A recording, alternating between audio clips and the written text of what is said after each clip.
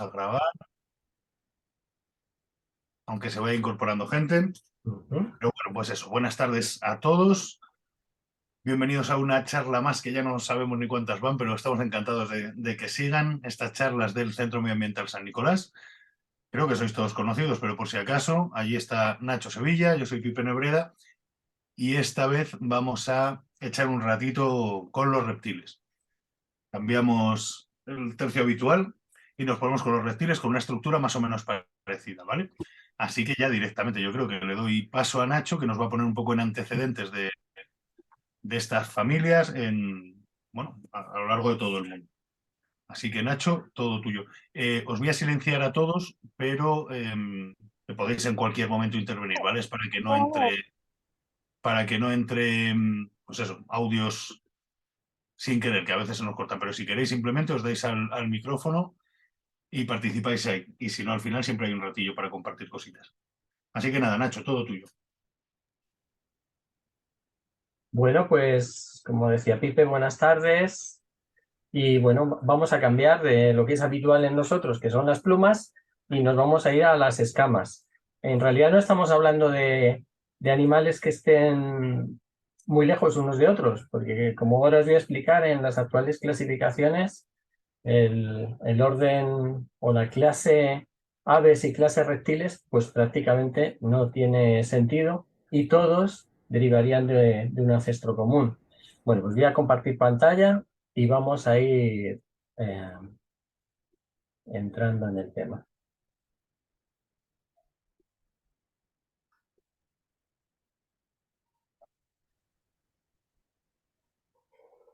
Aunque solo veo zoom aquí.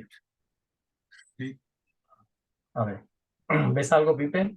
Veo, ahora ahí están las cigüeñas. Sí que se ve el escritorio. Vale. Sí, ahora sí. Bueno, pues voy a empezar. Voy a ampliar.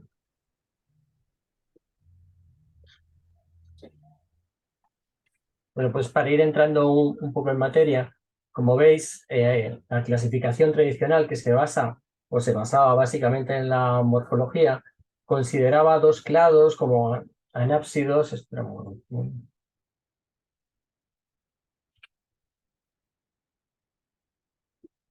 Y que era diápsida y sinápsida dentro de la clase reptilia. Reptilia actualmente no tiene sentido, ¿no? Y la clasificación cladística, que es la actual, que está basada en la filogenética, es decir, en las líneas evolutivas, pues el clado principal se llamaría Sauropsida, dentro del cual hay un grupo, lo estáis viendo en la parte inferior aquí, que sería los diápsidos. En este caso me centro en neodiápsidos porque una rama da lugar a los antiguos dinosaurios y a las aves por un lado, y otra rama da lugar a los actuales reptiles, ¿no? Dentro de este clado, que es una clasificación superior a los órdenes, encontraríamos 4 órdenes fundamentales de lo que ahora llamamos reptiles, ¿no? Que serían las tortugas, testudines, serían los tuátaras, unos bichos muy antiguos que solo viven en Nueva Zelanda, el orden Squamata, que es un orden enorme, que agruparía a serpientes, geckos, varanos, tal, y también a los lagartos, y el orden Crocodilia, que serían los cocodrilos, ¿no? He encontrado una imagen que a lo mejor os aclara un poco, pero tiene un defecto. Bueno, veis la línea de vertebrados, por un lado da lugar a peces y en el otro lado a los tetrápodos dan lugar por un lado a los anfibios y por otro lugar a los que llamamos amniotes.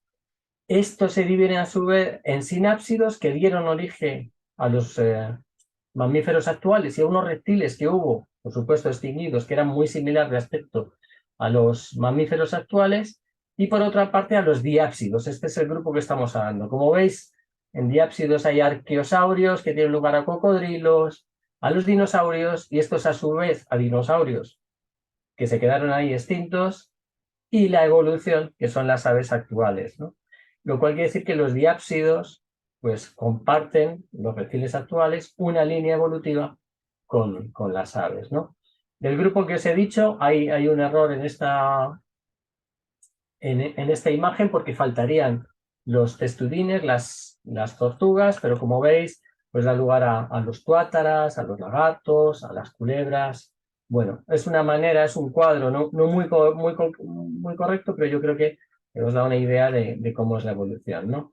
Bueno, nos centramos en un grupo que no es el que nos interesa, que es el Squamata, y en este pues tenemos reptiles como las serpientes, las boas, las culebras, también las víboras, los lagartos, el estilo del monstruo de Gila, los gecónidos, la familia de los geckos, los camaleónidos, la familia de los camaleones, varánidos, agámidos, iguánidos. Bueno, veis que es un montón. Como esto sería mucho abarcar, nos hemos centrado en un grupo de los Squamata que son la familia Lacertidae. Y ahí es donde nos vamos a centrar, ¿no? Como veis ahí aquí algunos ejemplos de la familia, la Lacertidae es una familia que actualmente cuenta con más de 40 géneros y más que irán saliendo, porque yo creo que esto ha sido un no parar desde hace unos años, y alrededor, porque esto es difícil de calibrar ahora mismo, de unas 250 especies. Estamos hablando de un grupo muy homogéneo y que, como vais a ver a continuación, se distribuye. Este mapa me parece muy interesante.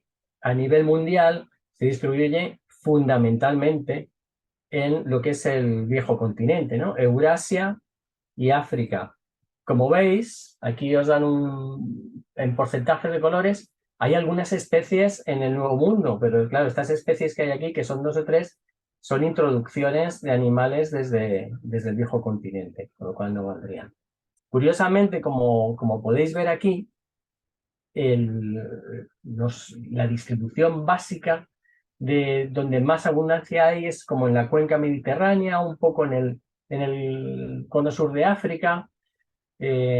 Están sobre todo muy ligados a las zonas con clima mediterráneo, básicamente. Eso no quiere decir que no haya especies de la familia Lacertidae que estén en otras partes.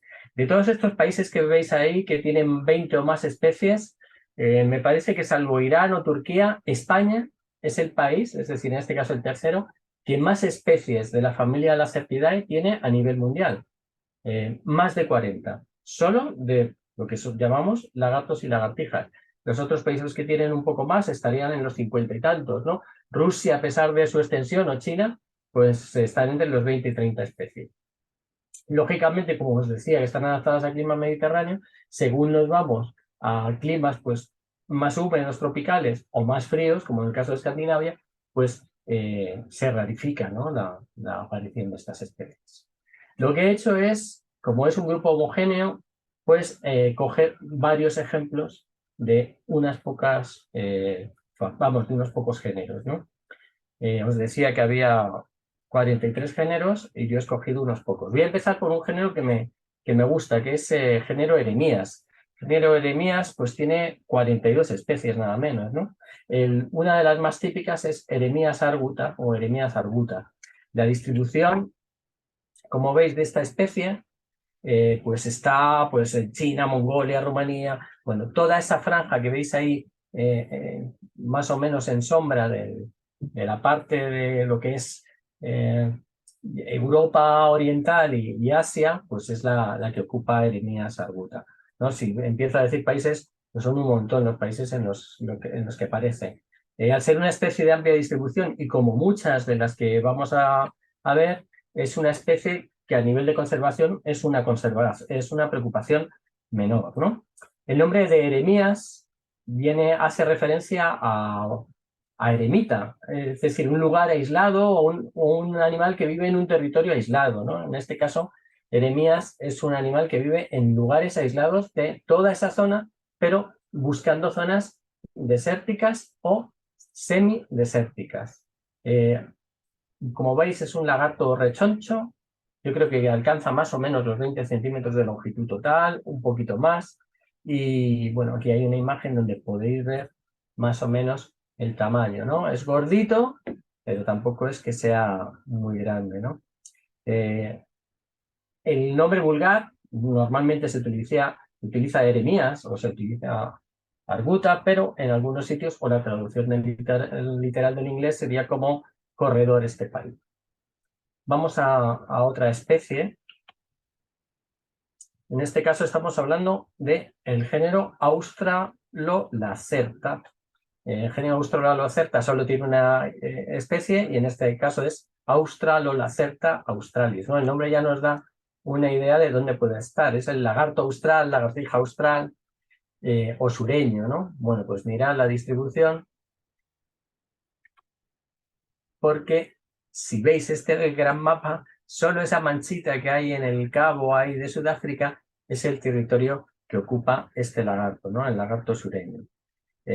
Al igual que el anterior, a pesar de su escasa distribución, que deben ser más o menos unos 9.000 kilómetros cuadrados, pues es una preocupación menor porque las zonas donde está no presentan peligros de conservación. Es un poco parecido a nuestra lagartija serrana en cuanto a tamaño y aspecto, ¿no? Yo creo que tiene unos 14 centímetros de longitud. La mitad o un poco más corresponden a la cola y la otra mitad al cuerpo, ¿no? Vive en zonas altas, zonas pedregosas y lo que es en el cabo occidental de Sudáfrica, y aparece hasta los 1.400 metros de altitud sobre el nivel del mar. Otra especie, esta de una distribución también muy pequeña. En este caso estamos hablando de Archaeolacerta bedriagae o lagartija de Bedriaga. Estas que tienen Bedriagae, Bedriagui, siempre aluden a quien primero la describió. En este caso es Bedriaga, que es un herpetólogo ruso que vivió pues a caballo entre el siglo XIX y XX, aunque en el XX duró poco porque murió en 1906, ¿no? Esta lagartija habita en 2 países, pero en realidad solo está en estas 2 islas, ¿no? En Córcega y Cerdeña. Bueno, a pesar de que está en una zona pues, donde podría pensarse que la conservación está asegurada, esta especie está en la categoría NT de la UICN, que quiere decir casi en peligro de extinción, ¿no? O casi amenazada. En este caso estamos hablando de una lagartija, pues como veis, muy parecida a alguna de las que tenemos ahora, más bien parecida al género Podarcis, con esos ocelos vistosos en los machos en la época de celo y que alcanza pues unos 14 centímetros de longitud, ¿no?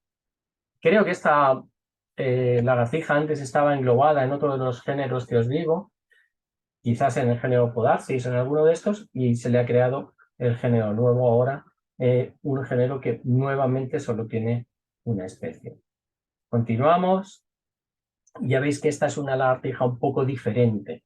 Cuando veamos que son lagartijas de tonos vistosos, como esta, que es del género Holospis, en este caso Holospis gunteriei, pues quiere decir que es que no deben habitar zonas rocosas ni desérticas, ¿no? Son más bien, como veis en su distribución, pues de la franja donde encontramos bosques tropicales o zonas con mayor cantidad de vegetación, ¿no? De hecho, esta es una lagartija que puede tener casi hábitos arborícolas, aunque se mueve mucho por el fondo del bosque.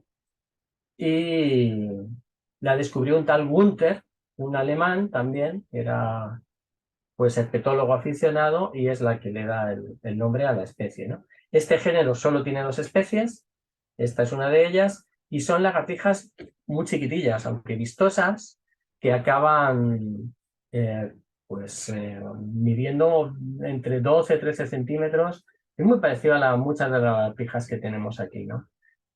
De esta he encontrado este curioso dibujo, probablemente original, parece una litografía de Ford, que es un herpetólogo famoso que ha dado nombre a algunas especies, ¿no? Como veis, es un dibujo muy curioso.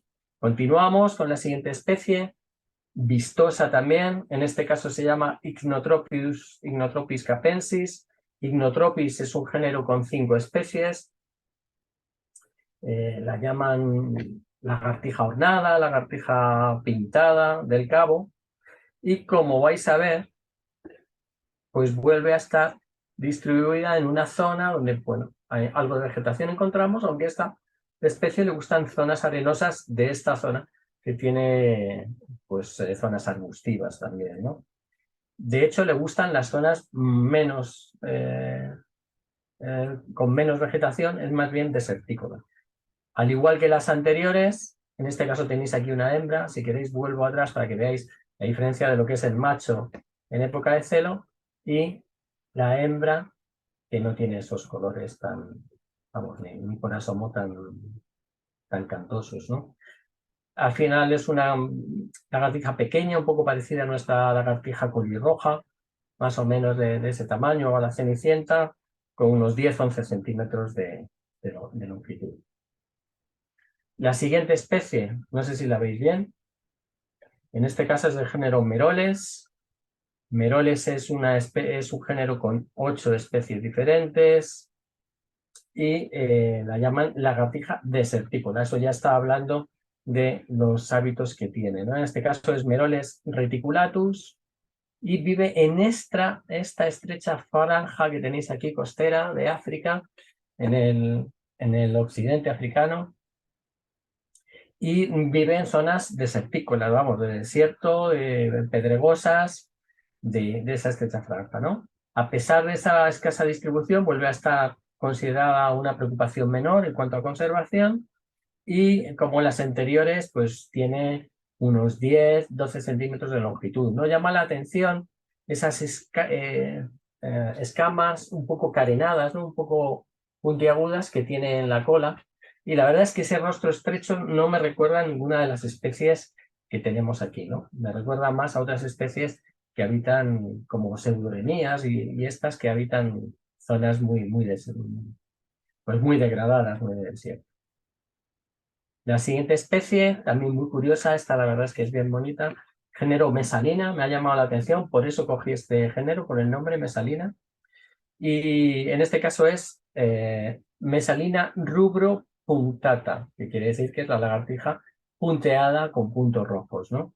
En este caso, como veis, el hábitat que aparece en la foto también es un reptil que habita en desiertos arenosos, alcanza 800 metros sobre el nivel del mar, y la franja de distribución, como veis, es norteafricana, ¿no? Con 2 poblaciones, una en la zona de Argelia, otra zona otras en los desiertos de Marruecos, y el aspecto es diferente, ¿no? La que os he enseñado antes, esta de aquí, la foto está tomada en Argelia, y esta de aquí está tomada en Marruecos. No es que sean macho y hembra, sino que son variaciones pues de la misma coloración que podemos encontrar en estas especies. La verdad es que otra especie muy chula, tamaño muy similar a nuestras especies, 10-12 centímetros.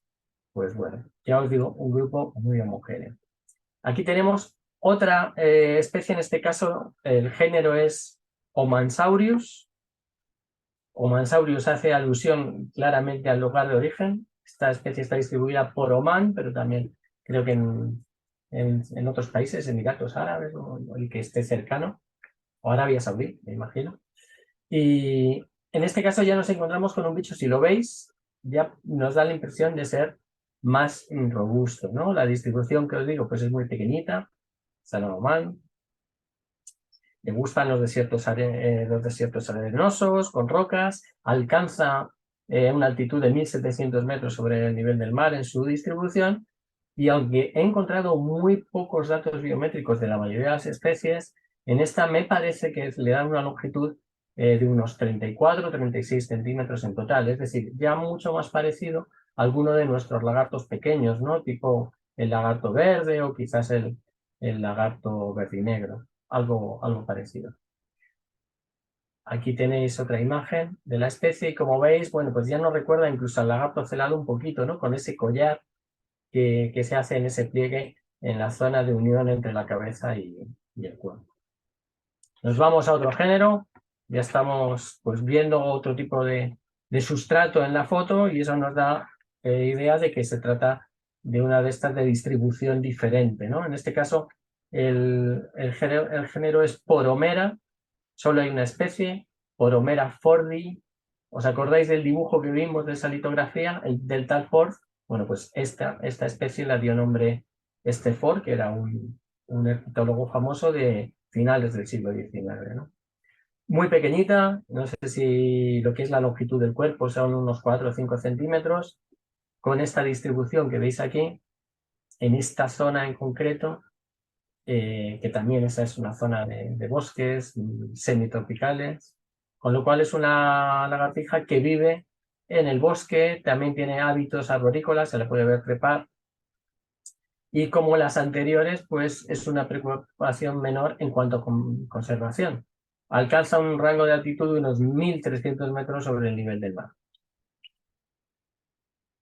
Esa es otra imagen de la misma especie, ya se ve que es una especie menudita, con colores un poco brillantes, ¿no? Lo cual quiere decir que no tiene hábitos de ese tipo.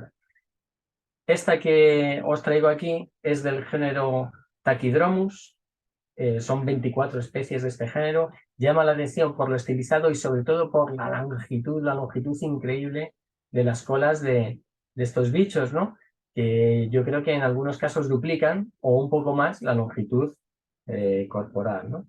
Lo que es la longitud del hocico a la cloaca, que es una de las medidas, la SVL, que se toma más en los reptiles, como mucho alcanza los 5 centímetros, pero claro, en longitud total habría que añadirle la cola, ¿no?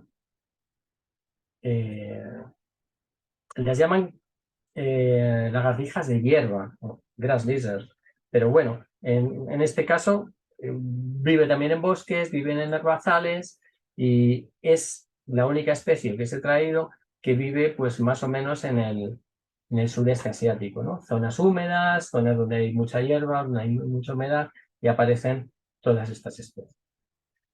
Lo había dejado aquí, pero al final, a última hora, me animé, me vine arriba y busqué otra especie más. Bueno, esta es una fotografía de una de las razas de esta especie anterior, de Tachydromis. No se le ve la cola, pero bueno, imaginaos la longitud que tiene. Bueno, pues es una especie extinta. Yo no sé si Pipe hablara de este género. Galotia, lo conocéis porque son los lagartos gigantes de las Islas Canarias. Y en este caso es Galotia goliath, es una especie extinta. Parece ser que llegó a vivir hasta el siglo XV más o menos en la isla de Tenerife. Quizás hubiera en La Gomera, también no se sabe. Y es el bicho más grande de los que os he traído ahí. Esta cabeza, en concreto este cráneo, mide 13 centímetros, solo el cráneo. Se estima que la longitud final de Galotia goliath sería de 1,25 m. Quizás fuera mayor, ¿no? Aquí tenéis un dibujo un poco simple, gracioso, pero bueno, se le compara con un canario, típico de las Islas Canarias, para que vierais más o menos el tamaño de Galotia, ¿no? De Goliath. Y aquí tenéis una reproducción bastante chula que está en un museo de Tenerife, ¿no?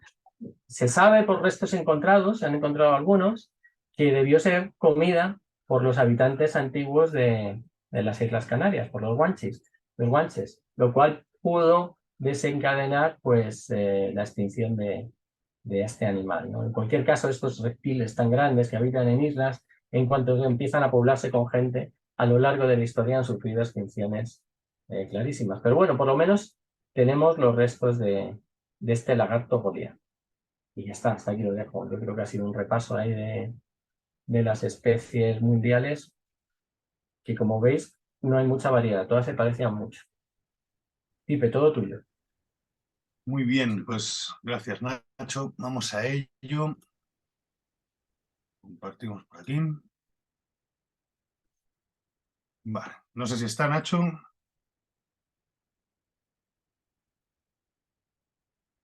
Vale, ¿estáis viendo el cartel?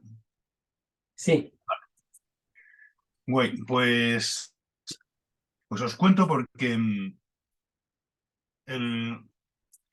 cuando empezábamos hace unos años, o sea, ha cambiado recientemente, como decía Nacho, y quería empezar un poco con eso, a nivel taxonómico, varias especies. O sea, vamos, se ha reordenado todo muy recientemente. Entonces, esos dos libros que tengo ahí, el de anfibios y el de la izquierda, de Barbadillo y compañía de la editorial Geoplaneta, ese creo que es del 99 y en su día era un poco la Biblia de los herpetos, de anfibios y reptiles. Y este último, el de la derecha, es mucho más reciente, el libro es del 21 y se basa en la adaptación taxonómica, en la nueva en la actualización de la taxonomía de anfibios y reptiles que se hizo en el 18 y que recoge incluso publicaciones posteriores que lo han actualizado. De este modo, esta sería toda la lista de lagartos y lagartijas que teníamos en el 99, ¿vale? Y lo veis, los que están a la izquierda y que están con el nombre científico, bueno, al revés, los que están aquí a la derecha son los de las islas, los insulares, que los hemos descartado por criterios de tiempo, y todos estos eran los lagartos y lagartijas que teníamos. Teníamos cuatro especies a nivel de lagartos de un solo género, todos eran lacerta, y en lagartijas 13 especies de 5 géneros. Unos cuantos lacerta, el algiroides que todavía sigue, Samadromus y Podarcis. Bueno, pues esto en estos últimos años se ha actualizado a esto. En la península, esta lista es la de la península, esta sería la de las islas, mantenemos las especies, 5 especies de lagarto, esta vez de 2 géneros, además de lacerta está timón, perdón, antes teníamos 4 y ahora tenemos 5, y de lagartijas pasamos de 13 a 23, ¿vale? Y son de 6 géneros. Géneros que antes ni existían, y algunas especies que el nombre común se mantiene, pero ahora ya tienen un nombre científico distinto, ¿vale? Tanto a nivel de género como a nivel de especies. ¿A qué se debe esto? Pues a un poquito de investigación, pues a profundizar un poquito más y luego, sobre todo también, a estudios genéticos. Cuando estamos estudiando estos bichillos, muchas veces a lo que tendemos es a fijarnos en los caracteres macroscópicos externos, pero en esos detallitos, que tampoco es que sean microscópicos, pero esa composición de las placas o de las escamas cefálicas, incluso de modo tan sutil como vemos aquí, ¿vale? En la parte de encima del ojo y demás. Y aquí tenemos distintos ejemplos de comparaciones, es de lo que realmente nos tenemos que fijar, porque como decía antes Nacho, las coloraciones pueden ser súper variables, pero no a nivel de dimorfismo sexual ni siquiera, sino que entre individuos de un mismo sexo y de una misma especie pueden presentar una variedad absolutamente impresionante. También es verdad que esos estudios que se han hecho más recientemente, unido sobre todo también a tema genético y las nuevas técnicas que tienen los taxónomos, pues han permitido diversificar, por decirlo de algún modo, o ampliar ese número de especies que muchas son muy locales. Ahí tenemos pues un ejemplo de la lagartija pallaresa y de la lagartija aranesa. O sea, son correspondencias a espacios geográficos súper localizados de poblaciones aisladas que anteriormente podían considerarse una misma especie en una franja más amplia y que ahora con esos nuevos estudios pues se ha ido acotando mucho más esa diferenciación. ¿Vale? Y ahora lo que os quería contar, antes de empezar, como las características a muchos niveles, a nivel anatómico, de dimorfismo sexual, a nivel de alimentación y de reproducción, son comunes, pues hoy la idea era cambiar un poco la estructura y no hablar de todos los aspectos de cada uno de los individuos, de cada una de las especies que vamos a ver, sino hacer un repaso general, tanto de lagartos como de lagartijas, y luego ya ver algunas peculiaridades de algunas especies que hemos seleccionado. Entonces, características comunes. Algunas son muy evidentes, pero les pegamos un repaso. Anatómicamente, ese cuerpo alargado, algunas veces más...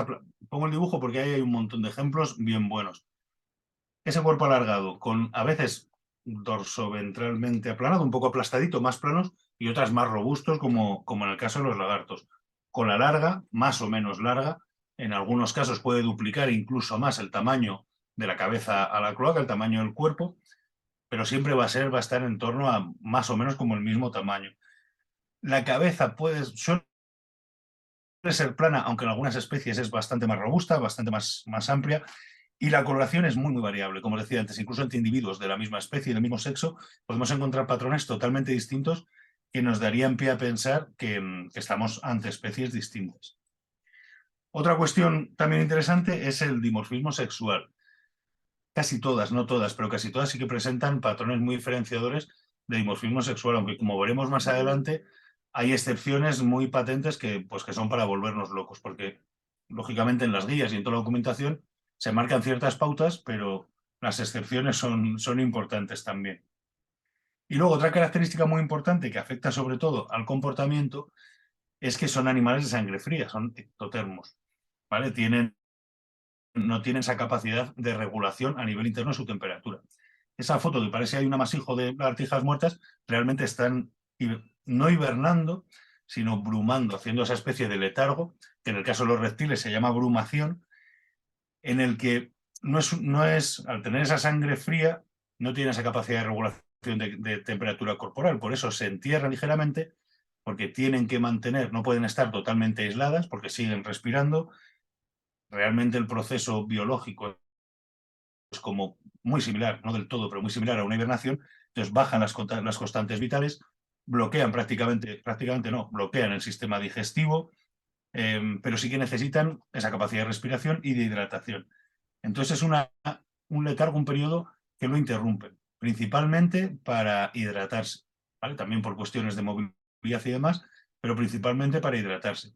Entonces no es que paralicen su actividad durante el otoño y el invierno. Bueno, tal como tenemos últimamente los otoños, pues poca abrumación, poco letargo van a hacer, pero la reducen un montón. Pero sí que es verdad, y no sé si os sonará, pero muchas veces en invierno, en pleno invierno, vemos a una lagartija soleándose. Pues igual es que ha salido de ese refugio para hidratarse un poquillo, recuperar temperatura y volver. Pero, por ejemplo, en esas paradas no se alimentan, solo se hidratan. El sistema digestivo tarda más tiempo en reactivarse y no, bueno, y no lo necesitan.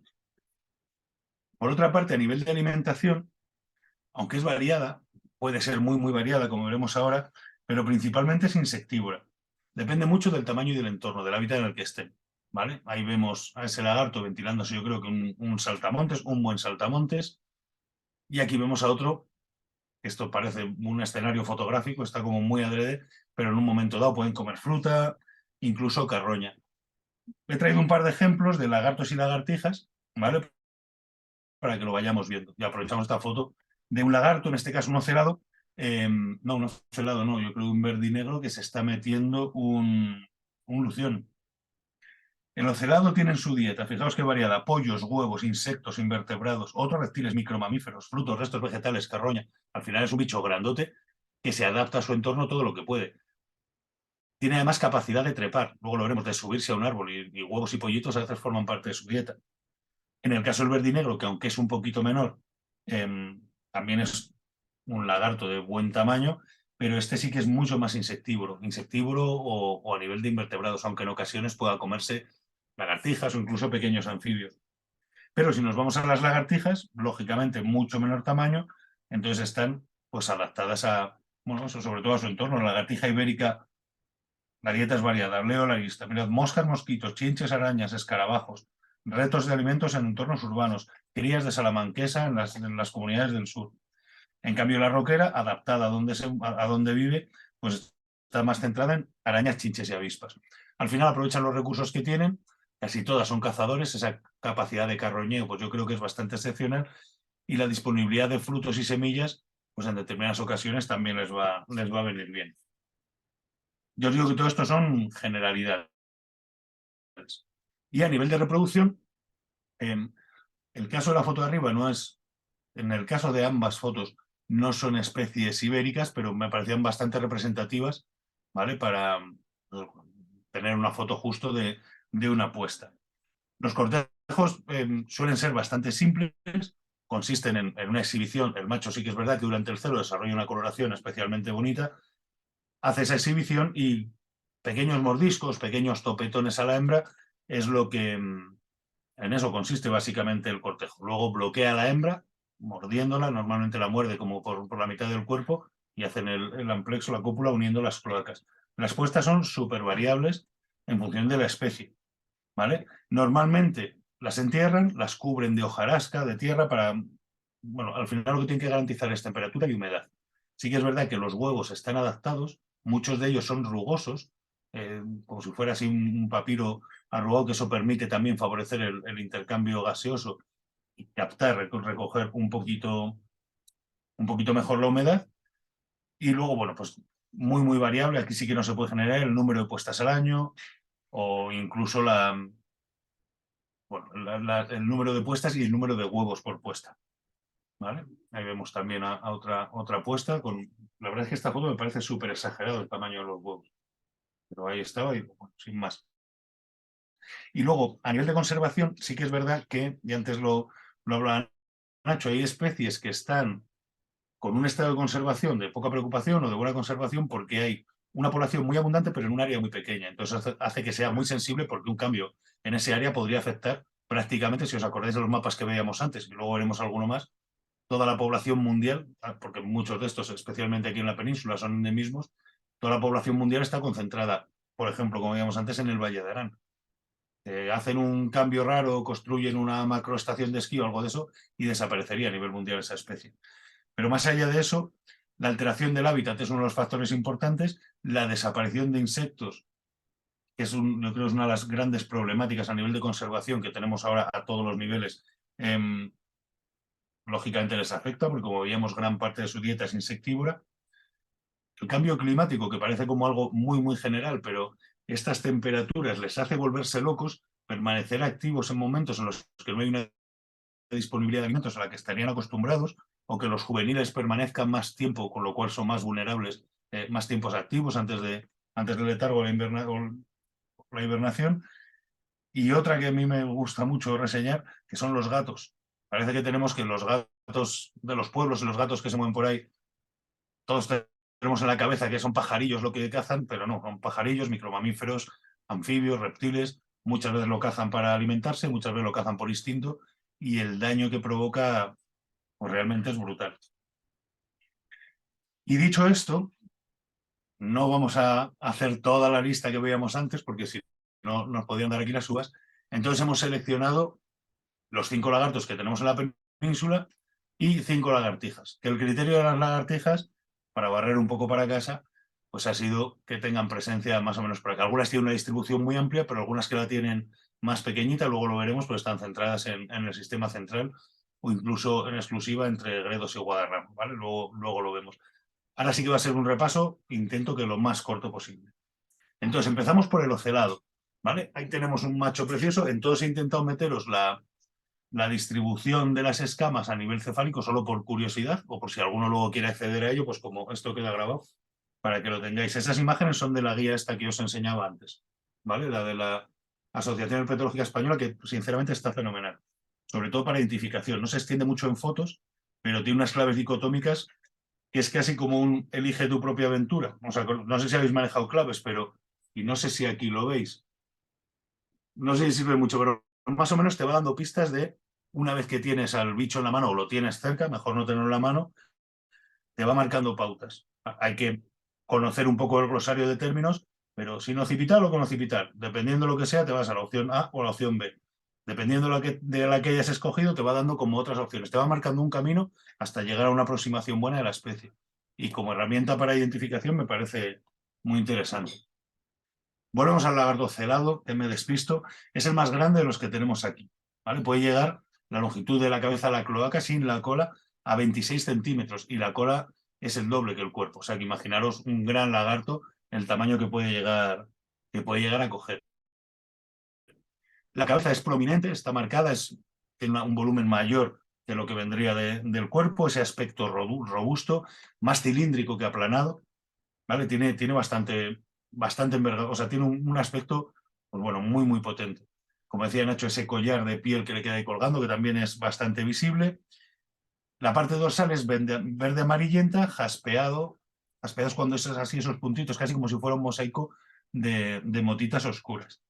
Y luego tiene 2 o 3 filas, que puede ser variable, de ocelos, esta especie de ojos azules que normalmente están orlados en negro.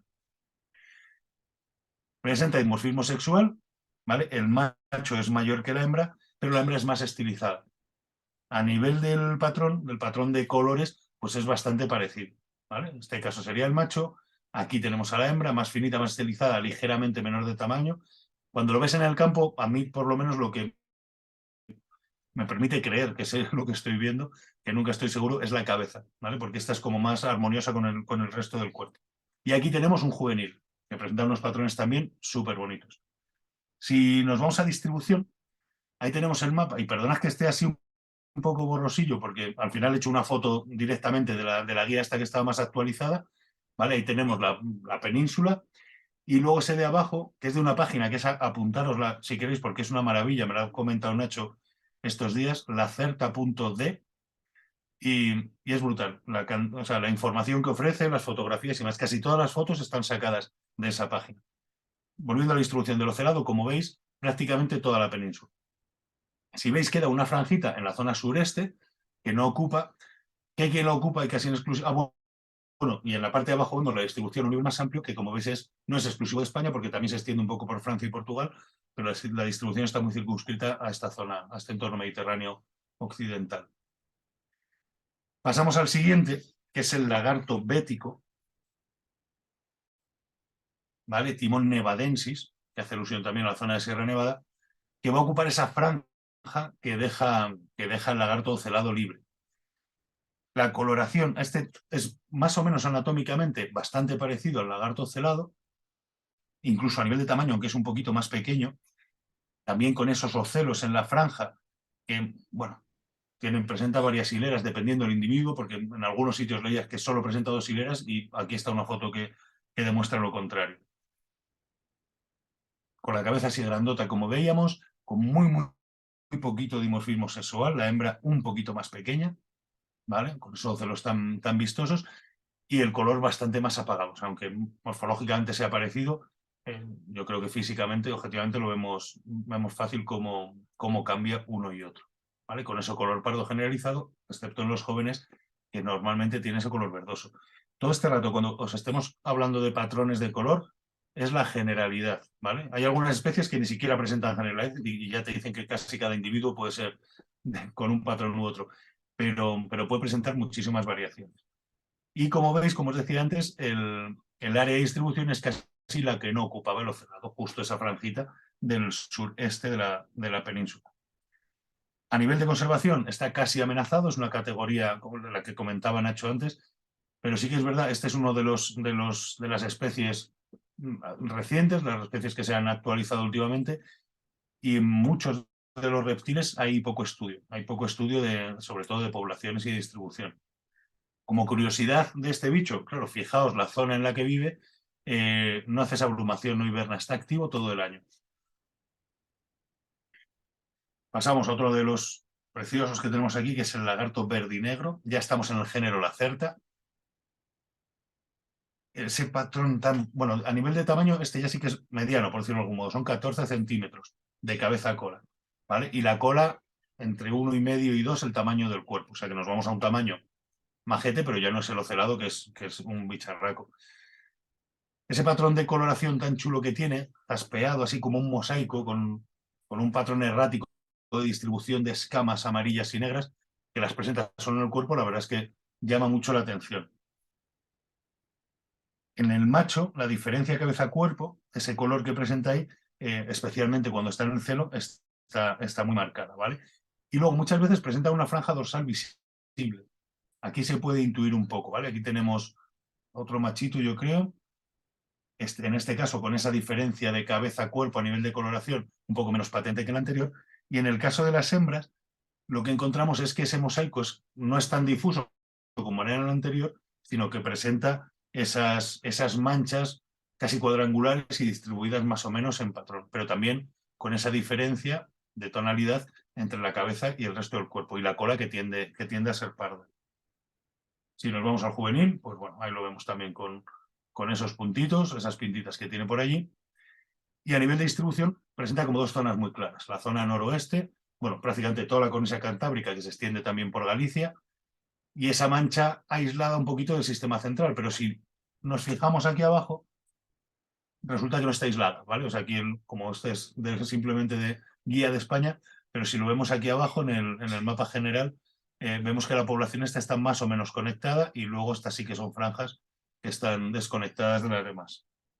A nivel de conservación también casi amenazados, como lo tenemos catalogado. Y nos vamos a otro del género Lacerta, ¿vale? El penúltimo los que vemos, Lacerta, lagarto verde, que es Lacerta bilineata, ¿vale? Que eso nos va a determinar también algo importante. A nivel es todavía un poquito más pequeño que el anterior, estamos en 12 centímetros, desde la cabeza hasta la cloaca, con la cabeza robusta, ese pliegue gular o ese collar, esta parte de aquí que la vemos, que la hemos visto prácticamente en todos los lagartos, es muy patente. A nivel de dimorfismo sexual, en este caso la hembra es mayor que el macho en tamaño, Y a nivel de colores, el macho tiene, vamos aquí arriba, ese dorso punteado en verde, negro y amarillo con distintas tonalidades. La cabeza que se diferencia de color, especialmente en celo. Y la hembra tiene ese color verde uniforme con manchas un poquito más dispersas. Y aquí encontramos la justificación, que es especialmente en los jóvenes y en algunas de las hembras se mantiene cuando son adultas, que es el bilineata, que es por estas dos franjas laterales, incluso hasta casi dorsal, que presentan y que son bastante visibles por ese color amarillo tan contrastado. A nivel de distribución, el lagarto verde, muy norteño, sería la población más septentrional que tenemos en Europa. Aquí lo vemos, se distribuye por Francia, también entra en parte Alemania, Suiza, Italia, un poquito de Austria. Bueno, ahí veis más o menos la distribución. Pero en España, bueno, hay una población bastante baja. Como curiosidad, un dato que encontré por ahí, así como os decía que el lagarto bético estaba activo todo el año, aquí en individuos españoles, esto está, vamos, lo leía en el libro, en esta zona de aquí, en las cumbres altas de la Sierra de la Demanda, los años fríos tienen 3 meses y medio de actividad nada más al año. Desde finales de mayo hasta mediados de septiembre es su único periodo de actividad. Con lo cual les tiene que dar tiempo a muchas cosas en ese periodo tan pequeño. Y nos vamos al último de los lagartos, que sería el lagarto ágil, ¿vale? También del género Lacerta. Este es el más pequeño de los lagartos ibéricos. La longitud de la cabeza de la cloaca es de un poquito más, vamos, 10 centímetros, un poquito más puede llegar. Es robusto, es mazacote, ¿vale? Ahí lo vemos. La cabeza no es tan prominente, yo creo que en todos los lagartos que hemos visto, es el que la tiene como más homogénea en la línea del cuerpo. El pliegue gular, ese collar, también lo vemos bien marcado. Y bueno, a nivel de coloración, como generalidad, dorso pardo, parduzco, con grandes manchas que suelen ser cuadrangulares. Aquí se aprecia menos, aquí se ve un poquito más. No hay un dimorfismo sexual muy marcado, aunque sí que hay pequeños matices, ¿vale? En los costados, los machos verde-amarillentos, mientras que las hembras son... Aquí claro, la foto es muy espectacular, pero lo normal es que no esté tan marcado, mientras que las hembras lo tienen más pardito. Ese tono verdoso en los machos llega a los laterales de la cabeza, y las hembras, como los subadultos, que aquí tenemos uno, los jóvenes, presentan esos puntitos blancos que algunas de las hembras lo conservan, ¿vale? Pero aquí la verdad es que casi había más excepciones cuando hablaba de la tonalidad de las distintas poblaciones que un patrón general. A nivel de distribución, ¿vale? El lagarto ágil, pues muy residual en esa zona del Pirineo. Vive entre 1.400 y 2.000 metros de altitud en esos valles pirenaicos, con un ciclo anual muy cortito, y en esa zona es realmente abundante, pero volvíamos un poco a lo que os comentaba antes. Es un área de distribución muy pequeñita, lo que hace que está considerado como casi amenazado, pero es especialmente sensible. Si nos fijamos en el mapa de distribución de todo el paleártico, veis que tiene una distribución súper amplia. Yo creo que en Pirineos lo que queda es una población residual. O sea, sobreviviría en algún valle y ahí sigue prosperando. Bueno, pues pasamos de lagartos a lagartijas. Y lo que os decía, lagartijas eran, creo que 43, me parece, las que veíamos, y vamos a ver solo 5, ¿vale? Y las vamos a ver rápido, que me estoy enrollando mogollón. Esta lagartija tan chula es la lagartija carpetana, ¿vale? Iberolacerta cireni. Es lagartija mediana. Aquí estamos hablando de 9 centímetros como mucho, con muchísima longitud cabeza a cola. La cabeza grande, un poco más deprimida, ya es más aplastadita, así que vemos a diferencia de los lagartos que casi va en consonancia manteniendo la línea con el cuerpo. En este caso, la hembra es la que es un poquito más grande del cuerpo, un poquito más grande que el macho, y la hembra presenta un patrón verde con un reticulado negro, esta sería la hembra, ¿vale? Y el macho es el que presenta eso, y durante el celo le salen un par de ocelos axilares también. La hembra es más pardita. Es un endemismo del sistema central, ¿vale? Y lo vemos solo en prácticamente toda esta franja, desde Béjar, un poquito de Salamanca, Gredos, Paramera, Serrota, Sierra de Villafranca, ¿vale? Está además esta sí que está, o por lo menos aparecía a nivel de distribución, bastante bien localizada. Y luego la tenemos en la Sierra de Guadarrama. Lo curioso es que no hay conexión entre las poblaciones y a día de hoy, a nivel de subespecie, aunque aquí en la distribución lo vemos que sí que existe, o sea, que como que la mancha no diferencia esas dos poblaciones, pero si nos vamos al de la herpetológica, sí que las diferencia, incluso las diferencia a nivel de subespecie, ¿vale? La que está por aquí es la Iberolacerta cireni castellana y la otra es la Iberolacerta cireni cireni. La verdad es que, bueno, es curioso. Sobre todo eso, es endémica. Aquí están, en estas dos manchitas, todas las lagartijas carpetanas del universo. A nivel de conservación, en este caso sí que está considerada en peligro porque, a diferencia de como veíamos en el anterior, la población no es tan abundante. Y además la vamos a encontrar en zonas especialmente sensibles, que son roquedos a gran altura, por encima de 1.700 metros, pudiendo llegar hasta los 2.500. O sea que hay que pegarse un buen paseo para verlo. Esta yo creo que esta anterior igual era menos conocida, esta yo creo que un poquito más, es la lagartija colirroja, Acanthodactylus erythrurus, ¿vale? Estamos en un nuevo género, también de tamaño medianillo, unos 8 centímetros más o menos, y con la cola, que casi duplica el tamaño del cuerpo, pues puede llegar a 20-23 centímetros. Robusta, tiene buen tamaño, tiene esta franja que veíamos antes en el cuello, que también es bastante patente. Y en este caso, aquí tenemos un macho, estamos hablando, recuerdo, de la lagartija colirroja. El macho no presenta esa cola roja, pero sí que le podemos diferenciar también por este ensanchamiento de la cola que tiene en la zona de la base. Y la hembra, y disculpad que no he encontrado otra foto, pero es la que he podido ver, que me parecía muy, muy representativa, pues presenta esa cola roja, que la presentan también los jóvenes y la hembra la presenta durante el celo. El diseño típico es rayado, ¿vale? Aquí lo vemos un poquito más tenue. Aquí no vemos el diseño rayado del dorso, pero aquí en un juvenil sí que está súper marcado. Normalmente esto en las hembras permanece, ¿vale? Un poquito más, y en los machos a veces el patrón cambia, y aquí, bueno, más o menos sí que se intuye que la cola es rojita. A nivel de distribución, aquí lo vemos, a nivel mundial lo tenemos en la zona norte de África y también en España, salvo en la franja norte. Irregular, bastante salpicadita por distintas zonas, pero más o menos bien repartido. A nivel de conservación está considerada como preocupación menor. Toda la población española es toda la población ibérica, no española, la de España y Portugal, es de una misma subespecie, ¿vale? La Erythrurus erythrurus, pero hay otras dos subespecies más que estarían, una en las zonas montañosas del Andas y otra ya es la que ocupa la franja costera del norte de África. La anterior, esta que estábamos viendo, recuerdo que era la colirroja, y esta que tenemos aquí, que hasta se sale de la foto, es la lagartija colilarga, ¿vale? Es una lagartija grande y sobre todo, lógicamente, el nombre nos lo indica, esa cola larga, pues lo que nos llama la atención. Duplica con creces, o sea, es más del doble del tamaño del cuerpo. El tamaño del cuerpo, de la cabeza a la cloaca, como mucho, va a estar en los 9 centímetros, 8,5 o 9 centímetros en los ejemplares grandes, pero la longitud de la cola, solo la cola, es 23-24 centímetros, ¿vale? En esos ejemplares. Aquí vemos varios ejemplos, en este caso del macho y el macho en celo, que esa también es muy, muy característica. El dorso es pardo, la parte ventral clara, con unas bandas laterales también bastante visibles, bastante patentes, muy contrastadas con el color del fondo, casi siempre están presentes. Y luego aquí era de las cosas graciosas en las que veías que el dimorfismo sexual, macho mayor que la hembra, pero resulta que dependiendo de las poblaciones, además en población, o sea, en este caso no es tanto individuos aislados, sino que en poblaciones diferentes ese patrón cambia y es la hembra la que es mayor que el macho.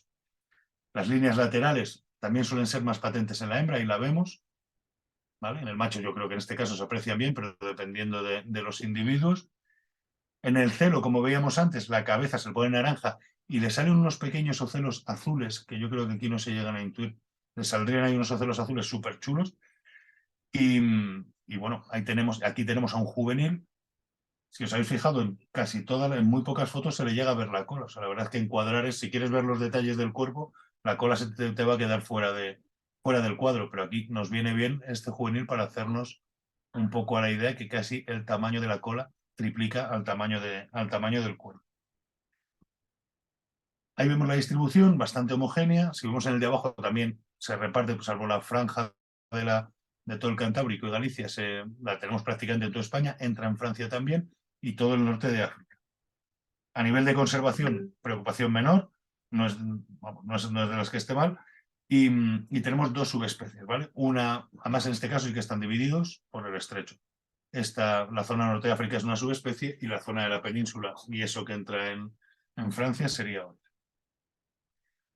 Pasamos a la siguiente, que esta es la lagartija cenicienta, Phasamodromus hispanicus. Esta es de las pequeñitas, de 5 centímetros apenas de longitud, de la cabeza a la cloaca, con la cabeza cortita, más chatita que las demás. La coloración puede oscilar entre el grisáceo y el pardo, como vemos ahí, y luego presenta 4 líneas dorsales bastante bien marcadas, muy patentes, generalmente claras, entre blanco, verde e incluso amarillento. Y luego, bueno, presenta distintas manchas de diversas formas. Las manchas no presentan un patrón regular. En este caso, en cuanto a tamaño, el dimorfismo sexual, en este caso tenemos a la hembra, es mayor que el macho, aunque la cabeza proporcionalmente en el macho es mayor que la hembra, ¿vale? La hembra es como más estilizada y con más longitud, y el macho es más chiquitito, pero con la cabeza más robusta. Durante el celo, las manchas laterales se hacen mucho más visibles y presenta ocelos, en este caso sin marco, aquí se ve un poco, vamos, yo por lo menos lo veo borroso, ocelos laterales azulados. A nivel de conservación, está como preocupación menor también, y a nivel de distribución, pues aquí la veis. Este también es un endemismo ibérico. Toda la población mundial de la lagartija cenicienta está en España. Aquí me hace gracia porque hay contradicción entre este mapa de distribución, que es de esa página alemana que os comentábamos, que tiene, o sea, que a nivel científico me parece incuestionable. Yo creo que directamente es porque este es más actual y como se hizo el estudio que se hizo para ese libro, para esa publicación, pues han encontrado más población. Pero como veis, aunque aparentemente sí que haya conexión, esas poblaciones aisladas hacen que pueda haber diferencia en algunos de los patrones que comentábamos antes. Y por último, y en esta también pues hemos barrido un poco para casa, y esta incluso puede llegar a ser un poco polémica porque es la lagartija lusitana, pero que es la Podarcis guadarramae. Hace unos añitos, hace pocos años, no en el 99 cuando hablamos de ese libro, sino que yo creo que igual hace 6, 8 años, no sé, Nacho, si tú lo controlas más, pero la Podarcis guadarramae era la lagartija de Guadarrama y no la lusitánica. Ha habido ahí como ciertos cambios, ¿vale? Pero esto, supuestamente, a nivel taxonómico, es lo más actualizado. Y este también es un endemismo, una lagartija muy pequeñita, de poco más de 5 centímetros, con ese patrón marrón que a veces puede llegar a ser verdoso, con un reticulado negro bastante chulo en la zona dorsal, pero también en los costados, ¿vale? En el caso de los machos. En el caso de las hembras, ese reticulado lo cambia por un patrón de líneas. Aquí tenemos una foto de un amplexo bien chulo que pues, bueno, permite diferenciar perfectamente el macho de la hembra, ¿vale? Y mira, y además también nos sirve para lo que hablamos al principio a nivel de características, bueno, de cómo se producen las cópulas o los amplexos, que es el macho inmovilizando a la hembra y uniendo las cloacas.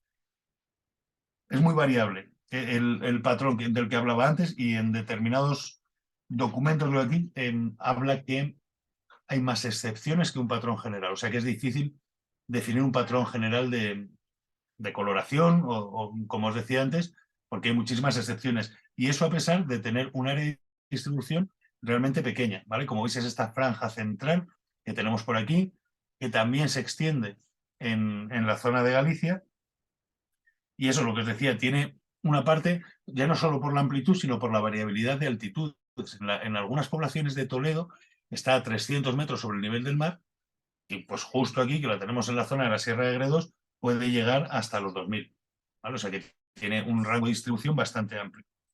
Y por último, a nivel de conservación, nada, deciros que es de preocupación menor. Y por mi parte, creo que nada más.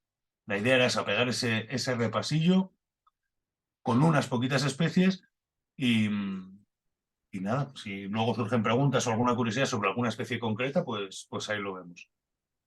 Creo que he dejado de compartir pantalla, Nacho, y ya todo tuyo. Vale, pues lo que vamos a hacer es a ese repaso que tenemos al final sobre la impronta que dejan estos seres, en este caso lagartos y lagartijas, en la cultura popular, en la cultura en general, no solo en la popular, y algunas curiosidades más, ¿no? Me he ceñido en todo lo que he podido al concepto que estamos dando de la familia de las Serpidae, porque claro, a veces en muchas ocasiones en el folclore popular, sobre todo de otros países, al hablar de lagartos, no estamos hablando de estos lagartos, sino que a lo mejor se refieren a otras especies que no están dentro de la familia Lacertidae, ¿no? Entonces, bueno, he intentado ceñirme a esto en este caso. Voy a compartir pantalla. Me voy de aquí.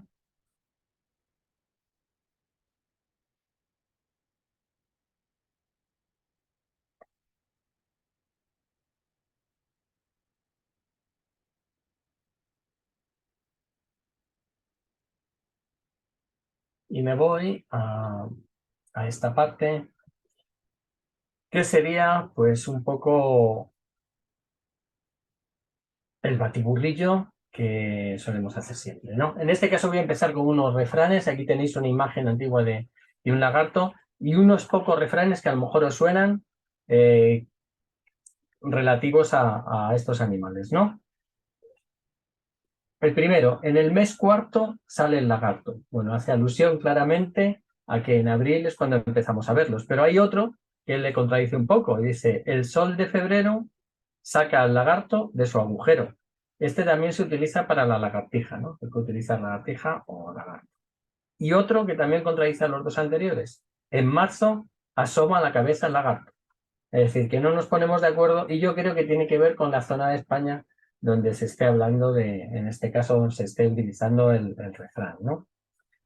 Bueno, en cuanto a la etimología de la palabra lagarto, pues viene del latín lacertus o lacartus, que ha quedado incluso en los, como el lizard en inglés, algo parecido, una raíz similar, ¿no?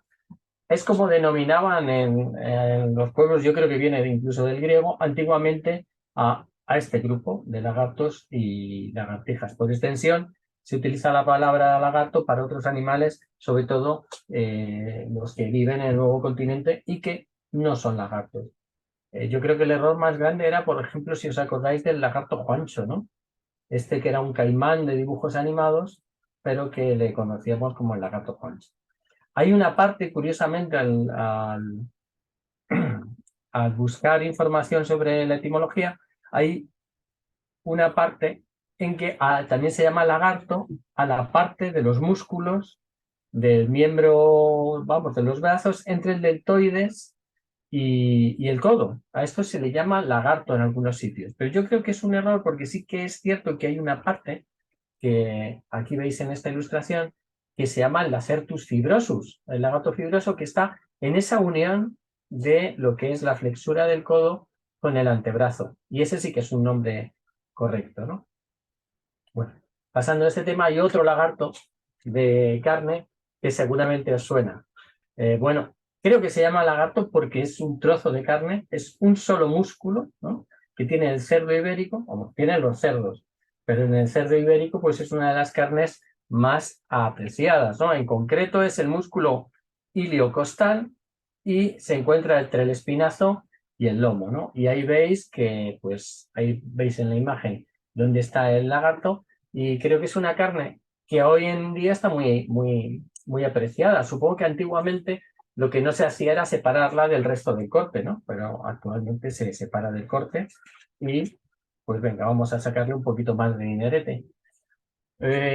¿Estos quiénes son? Pues son un grupo de lagarteranos. Los lagarteranos vienen de Lagartera. Lagartera está en Toledo, que es un pueblo, vamos, que sabéis que está en Castilla-La Mancha, ¿no? Y Lagartera hace alusión a que era un sitio donde debía ser el origen del nombre, debía haber muchos lagartos, ¿no? Son muy famosos los mantones bordados de lagarterana y los motivos de bordados lagarteranos, ¿no? Pero vienen de los lagartos. Bueno, ¿quién es este? No me gustan nada los toros, así que voy a pasar muy deprisa, pero este es un torero famoso que se llamó el Lagartijo.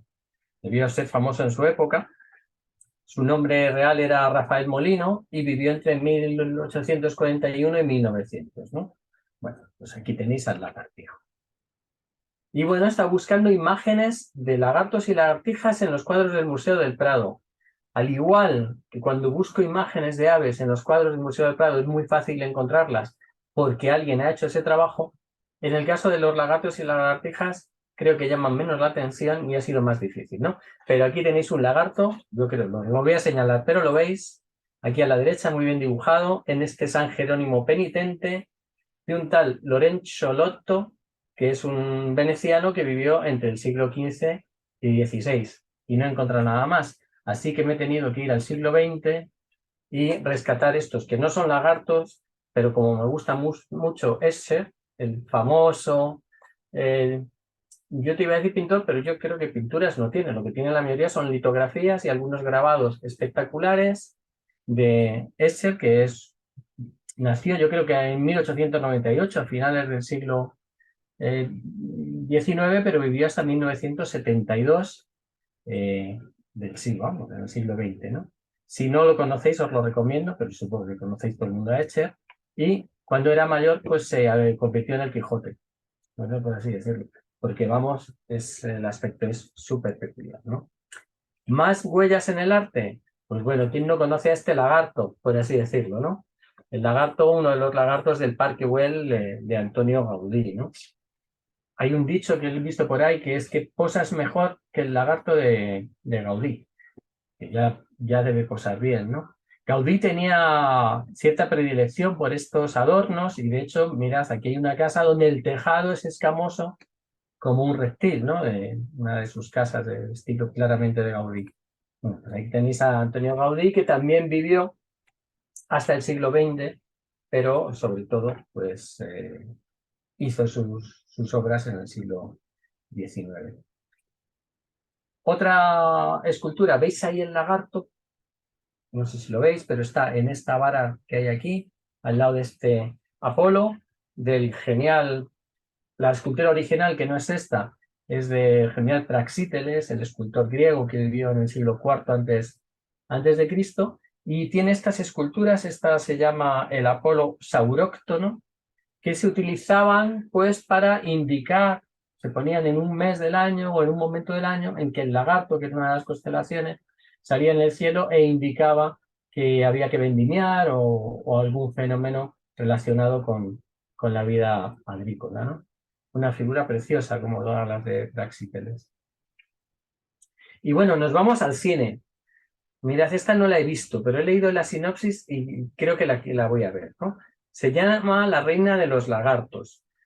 Os recomiendo que veáis por ahí alguna reseña porque la califican como de surrealista punky. Es una película reciente porque es del 2019 y no os voy a desvelar más, pero no lo sé, hay que verla. Además dura solo 60 minutos, con lo cual, pues yo creo que tiene interés. Bueno, qué lagartos, es que esto los he traído. Cuando estaba pensando en eso, yo no sé, si tenéis cierta edad, os acordáis de V, la serie de los visitantes, donde los extraterrestres disfrazados de humanos llevaban un lagarto en su interior, ¿no? Una de mis series favoritas es de los años 80 y, bueno, no os he dicho antes que hay una acepción de la palabra de lagarto despectiva, lagartona, ¿no? Se utiliza para mujeres, que, pues esa crítica de los hombres, porque hay mujeres que hacen su vida. Bueno, ahí tenéis a la lagartona Diana, yo creo que una de las lagartonas que más nos gustaban en los años 80, ¿no? Aquí tenéis, si os acordáis de los nombres de estos personajes, es que ya tenéis que esperar. Este se llamaba Donovan. Bueno, pues vamos a pasar y está claro, me ha venido a la cabeza y es que una de mis películas favoritas de Almodóvar, que de por sí es un director que me gusta, yo no sé si os acordáis, pero en esta peli había un lagarto. De hecho, fijaos, en este cartel aparece un cartel precioso de Chuslan Preave con el lagarto y hay una imagen que he encontrado de la película donde aparece el Chuslan Preave con su lagarto. No sé si os acordaréis cómo se llamaba, pero era bastante gracioso. El lagarto se llamaba Dinero, porque era verde como los billetitos de 1000, ¿no? Una cosa curiosa de la peli. Bueno, libros, pues solo he encontrado, ¿no? No hay muchos títulos, ¿no? El lagarto no es un nombre o no es una imagen muy poética, entonces yo creo que no aparecen muchos títulos, ¿no? Pero he encontrado un libro de cuentos de José Saramago, hay un cuento, una especie de fábula del lagarto, con silografías de un tal Borges, que no es el escritor Borges, es otro, pero bueno, pues si lo buscáis, El lagarto de José Saramago.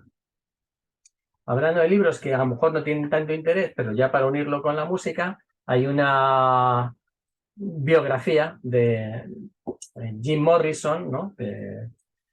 Famoso músico de los dos, cantante de los dos. También hubo una película sobre, creo yo, sobre Jim Morrison, y él se auto llamaba el Rey Lagarto en una de sus cosas. No sé por qué, pero ahí os lo dejo. Ahí tenéis para investigar. Y bueno, pensaba que en música clásica no iba a encontrar ningún lagarto, pero fijaos, he encontrado una pieza de música incidental de Jan Sibelius, que ya le he traído en otras ocasiones aquí al, al Zoom, ¿no? De hecho, el único sitio donde la he visto que está grabada, creo que es una pieza poco interpretada y solo he encontrado una grabación de un programa de radio clásica de Radio Nacional donde se podía oír esta parte esta pieza que se llama El Lagarto. Y en esta recopilación, pues si lo tenéis ahí, tenéis la imagen de música incidental de Sibelius, aparte del, del, del Cisne de Carelia, pues, y del retrato de la condesa, que yo creo que son las únicas obras a las que puso música Sibelius, como pues, directamente hecha para esas piezas, pues lo podéis encontrar, ¿no? Os refresco la memoria, el señor Sibelius es este señor que vivió hasta los 90 y tantos años y que a mitad de su vida ya tenía esta cara de un poquillo cascado, ¿no? De hecho, dejó de componer muy pronto y vivió muchos años sin volver a componer. Jan Sibelius es finlandés. Y bueno, esta portada mítica de, yo creo que el segundo o tercer casete que me compré en mi vida es de un grupo que para mí es mítico, algunos lo conoceréis, es King Crimson, y su tercer álbum se llamó Lizard, que es El Lagarto. La canción de King Crimson, que a lo mejor es... El caso de Sibelius va a ser difícil, le veo a Pipe buscando, va a ser difícil que la encuentre. La canción Lizard, el álbum Lizard de King Crimson, lo va a encontrar fácilmente. Lo que pasa es que el tema Lizard dura 20 y tantos minutos y es una pieza bastante compleja. King Crimson, rock progresivo, una auténtica maravilla. Si no lo conocéis, pues el álbum es de 1970. Os lo aconsejo. Estos eran, mirad qué buena pinta, ¿no? ¿Quién no querría escuchar a este grupo? El del centro de Robert Fripp, un maestro de la guitarra. Y vamos a acabar. Esta ya la tarea va a ser mucho más fácil. Hay una canción preciosa que es El lagarto está llorando, de, pues de Alberto Díaz, ¿no? Joaquín Díaz, que cantó o hacía canciones con poemas de los poetas españoles, en este caso ese poema que seguro que habéis oído, El lagarto está llorando, la lagarta está llorando, los dos muy tristes con sus delantalitos blancos, pues es de Federico García Lorca. Y nada más, yo creo que con esto os dejo en este repaso rápido de lagartos y lagartijas en la cultura.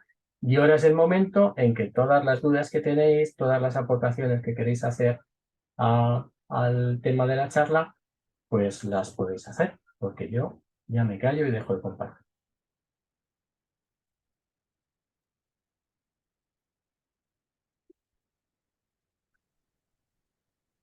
Pues adelante, chicos, acordaos de activar el micrófono y lo que queráis.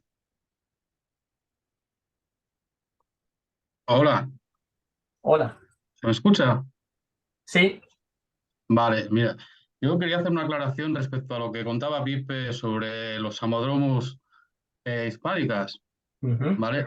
Eso en la guía de la herpetológica, ahí no salen diferenciadas las especies porque solo salen diferenciadas donde está hecha la genética, ¿vale? Entonces salen agrupadas tanto Samodromos hispánica como Occidentalis, que es la del oeste, y Edwardsianus, que es la del este. Y hay cuadrículas de otro color, que es donde sale la genética hecha y sí que sale diferenciada. Por eso en el mapa de la página alemana solo sale la franja central y en ese sale toda la península. ¿Vale? Simplemente aportar eso. Por eso Por eso ahí sale toda, como si estuviera en toda España. Pero realmente ahora hay 3 especies de lagartija cenicienta, ¿vale? Simplemente aclarar eso. Pues Bueno, sí, pues muchísimas gracias. muchas gracias. Yo creo que eso también pasaba con Podarcis guadarramae, que no Sí. coincidía porque también en la página de la CERTA están divididas las especies y en la guía todavía no. O sea que Sí, muchas de hecho, gracias. con las lagartijas, con varios géneros y varias especies pasa eso, ya que son de descripción relativamente reciente y muchas no está muy clara aún la distribución, porque no se ha podido hacer genética en todas las poblaciones. De hecho, estos días, igual, Antonio, tú sabes, porque en la página de vertebrados ibéricos, que es del Museo Nacional de Ciencias Naturales, aparecía información también contradictoria, no contradictoria, sino diferente a nivel de la taxonomía y la clasificación respecto a la guía de la herpetológica, que me llamó la Sí, atención. sí, Siendo según esta donde guía más actual, consultes, sí, sí, es cierto, según donde consultes hay un poco, según los autores, además, por ejemplo, lo que comentabais, la guadarramae y la lusitánica, bueno, sí, la lusitánica y la guadarramae, lees la diferencia y pone que la distribución es hasta la zona de Ledesma, aquí en Salamanca, pero no pone ninguna razón, ningún motivo por qué, no hay ni diferencias morfológicas, simplemente diferencias genéticas, es algo muy subjetivo, digámoslo. Sí, sí. Y con los reptiles suele pasar bastante, que hay veces que las distribuciones pues son un poco, por ejemplo, con la lagartija batueca, hasta hace nada está considerada como una subespecie de la lagartija serrana. Y lleva aislada un mogollón de tiempo ahí en la Peña de Francia y y hace unos cuantos años pues ya se la empezó a considerar como una especie independiente. Es muy interesante. Muchas gracias. No hay de qué, no hay de qué. Buenas. Nada, yo era, aparte de los gatos que ha contado que se atacan, también los atropellos y bueno, ya que son, como hemos visto, un género bastante, bueno, un grupo bastante desconocido, pues bueno, pues a recordar lo de la fauna y lo de la ciencia ciudadana, las aplicaciones de atropellos o si te trae, si vives en un pueblo y te trae tu gato o tu gata un reptil, pues bueno, pues comunicarlo y bueno, pues ayudar un poco al conocimiento, ¿no? Que podemos aportar, nada, simplemente era eso como recordatorio. guay, muchas Muchas gracias.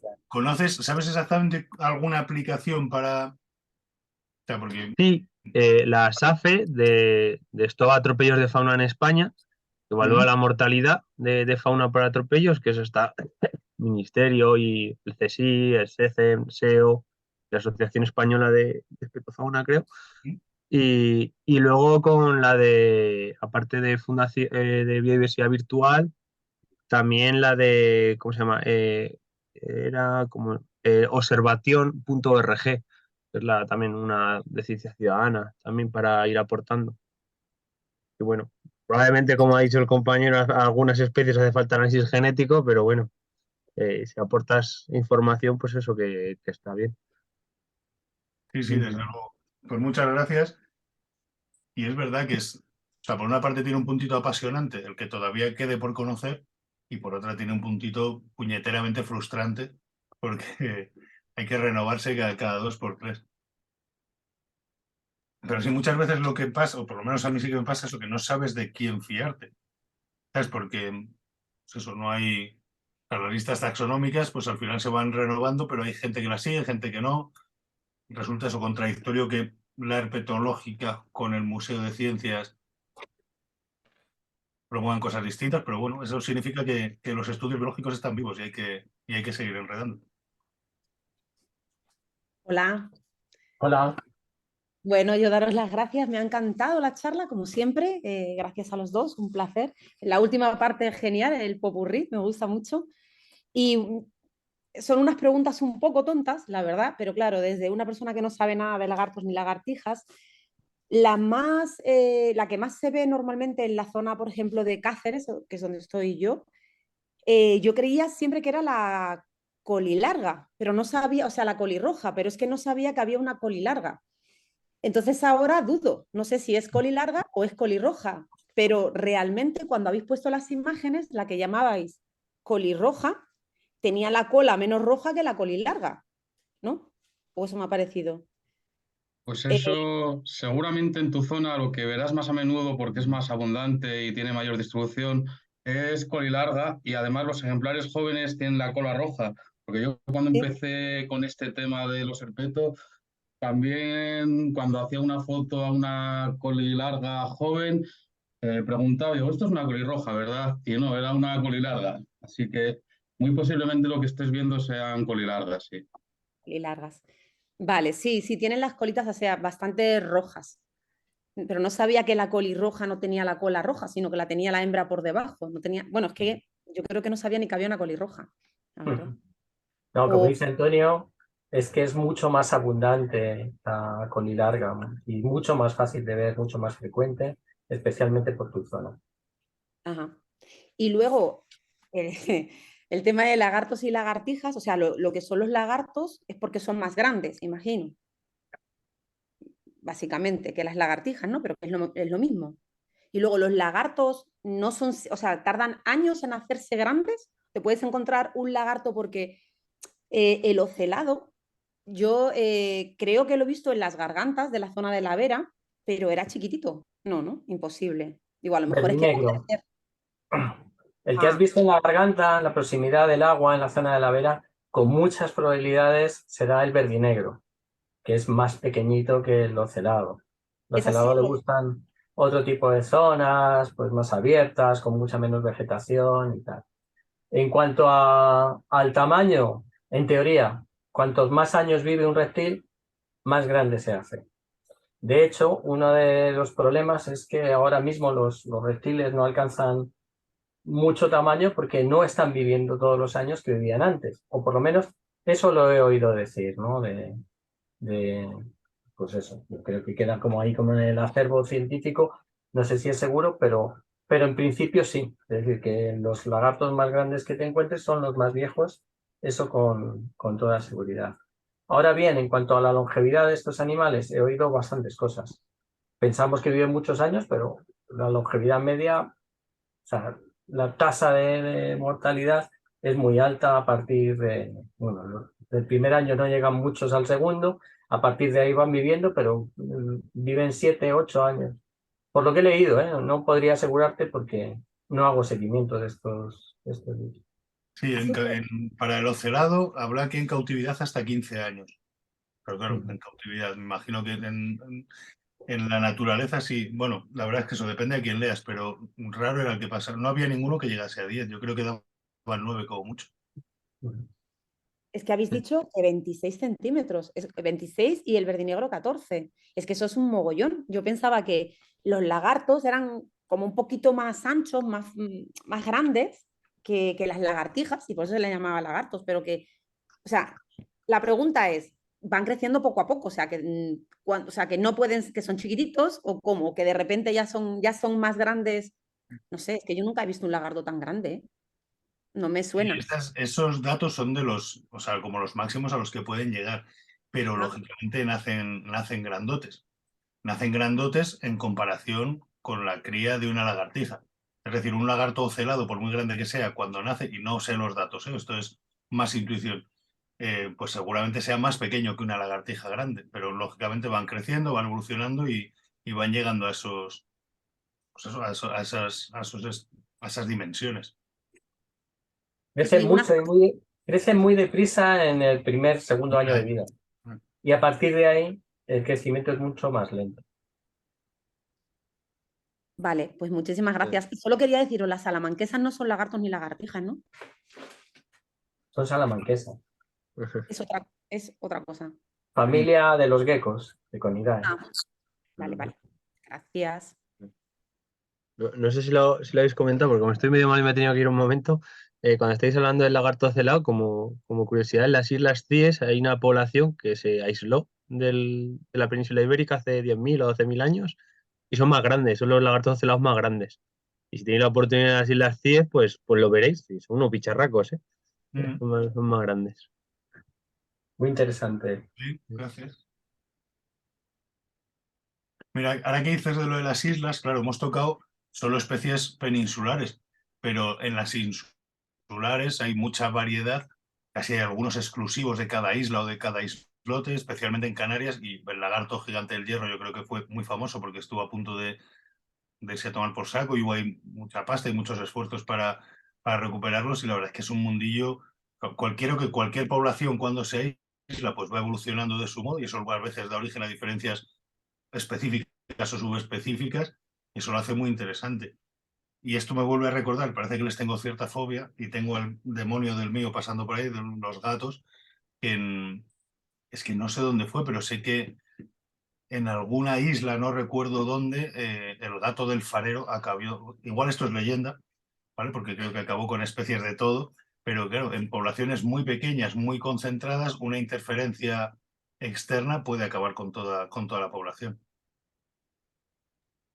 Esto que comentas, creo recordar que era en algún islote de Baleares, alguna especie de las podarcis insulares que hay en Baleares, que en cada especie en cada islote hay una especie diferente. Creo recordar que es allí, esto que comentas. Pero sí, o sea, no, eso, seguramente sea más claro o sea, no tengo claro el sitio, pero por desgracia no es algo que suene tanto a leyenda como, ¿sabes? A leyenda urbana, como algo que pueda ser real. No, no, ni mucho menos. Por ejemplo, el bisón americano, ahora que comentaban de las CIES, ha llegado por sus propios medios y está causando estragos allí, entre otras cosas, con los lagartos ocelados que hay allí. Ah. Sí, sí.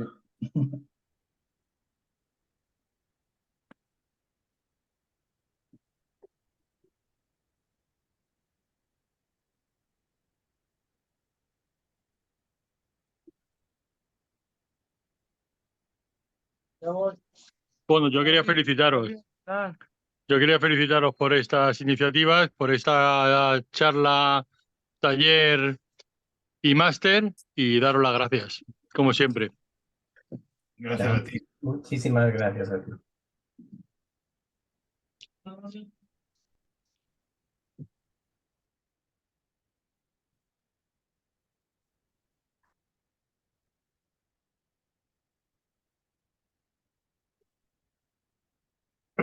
Una cosa más, chicos, si no, amenazo con empezar a poner música.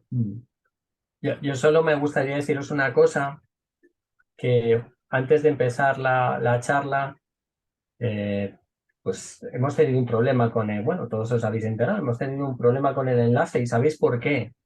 Porque no hemos cruzado los dedos y hemos dicho lagarto, lagarto, que es lo que venía al caso.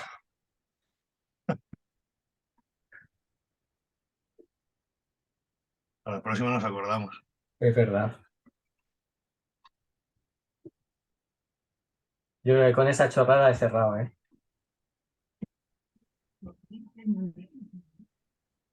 Pues Hola, nada, buenas noches. Agradezco mucho la charla porque es muy instructiva y a todos los que nos gusta pues la naturaleza es como fijarnos la atención en esos seres diminutos que siempre nos acompañan en los caminos, en los paseos, a la gente que le gusta la montaña y que muchas veces desconocemos, ¿no? Yo siempre que he estado sobre todo en la zona de las 5 lagunas, ves esos bichos tan grandes y dices que son los lagartos ocelados. Fue la primera vez que pude avistar uno, y luego pues me gustaron tanto que en casi en todos los paseos pues fotografía por aquí, por allá. Y bueno, pues también por las referencias que habéis dado de nombres y todo referido a los lagartos, déjame aportarte algo. Hay un pueblo en la provincia de Ávila muy pequeñito que se llama Neila de San Miguel, y el topónimo de los habitantes del pueblo son lagartos. De hecho, se llaman los lagartos. Pero lo curioso es que yo no sé por qué, si es que porque comían lagarto en alguna época, porque en los pueblos de la Sierra de Gredos, hasta que no se prohibió su consumo, era parte de la dieta habitual, la gente los comía, Sí, ¿no? sí. Y luego otra referencia interesante, no sé si la habéis dicho y me la he pasado de largo, no la he oído, es acerca del lagarto de la ermita de Sonsoles, que en realidad no es un lagarto, es un cocodrilo, bueno, es de la familia, ¿no? Por decir algo. Gracias. Nada, Muchas gracias, Sabina. muchísimas gracias. Eso que decías de consumir lagarto, no solo en Ávila, sino que en gran parte de España ha estado, pues eso, hasta la orden del día. De hecho, miré, lo que pasa es que no lo he traído, personas a las que les han multado en los últimos años por comerse un lagarto, por cazar un lagarto. Y hay casos pues famosos que han salido en prensa y tal. De hecho, yo vivo en El Tiemblo, en Ávila, y aquí alguien me ha dicho que uno de sus platos favoritos era el cocido de lagartos. Sí. Una persona Sí. mayor. O sea que- Ujú. Bueno, yo vivía antes en Ávila, ahora vivo en Salamanca, vivía en la parte del Valle del Tietar, y en Ujú. todos esos pueblos del Valle del Tietar es común oírle a las personas muy mayores comentarte que iban por la noche o cazaban lagartos, ¿no? Y no solamente lagartos, también ardillas, ¿no? Las ardillas, de hecho, había un plato muy exquisito que le llamaban jarda con patatas. Que jarda es la forma de llamarle a las ardillas, ¿no? Entonces todas estas especies ya están protegidas.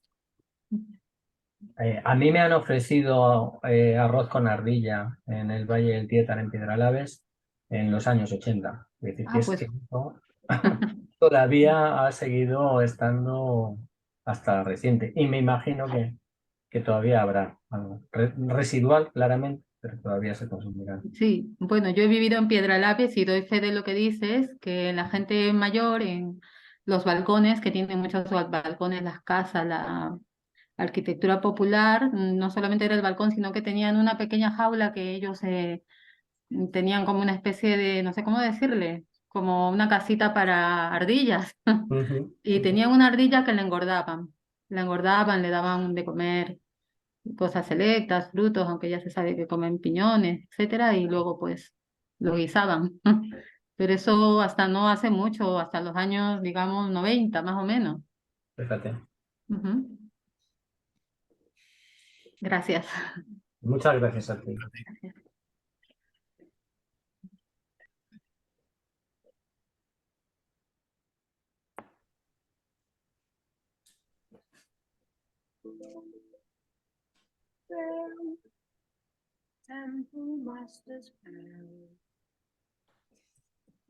¿Me he acertado, Hombre, Nacho? Lisa, de King Crimson. Bueno, esta parte es muy suave. Luego va a pegar un cambio brutal, ya verás.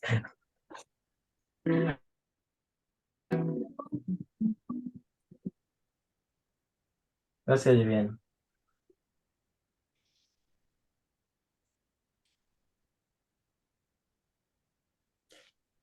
Muy light esto, ¿eh? ¿Eh? Muy ligerito.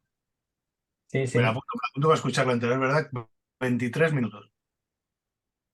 Bueno, merecen la pena, ¿eh? Pero es para escucharla con tranquilidad. Sí, sí, ahora no la ponemos. Bueno, yo ya me Bueno, despido. chicos, Un pues placer veros.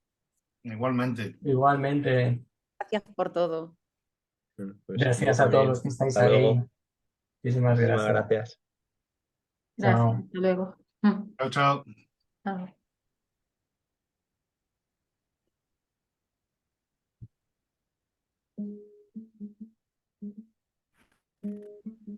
Voy a acabar haciendo DJ yo con estas cosas, ¿eh?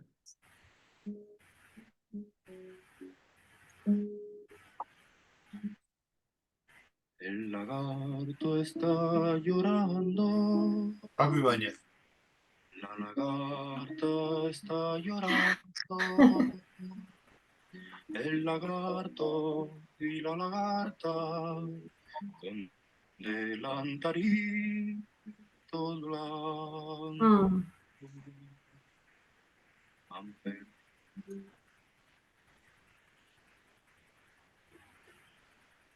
Bueno, muchachos, pues lo dicho, un placer compartir con vosotros este ratito y nos vemos en la próxima. Bueno, chao. Vale. Adiós. Hablamos, compa. Muchas gracias. Gracias a todos. Un besazo grande, chicos. Chao, chao, que vaya muy bien. Chao.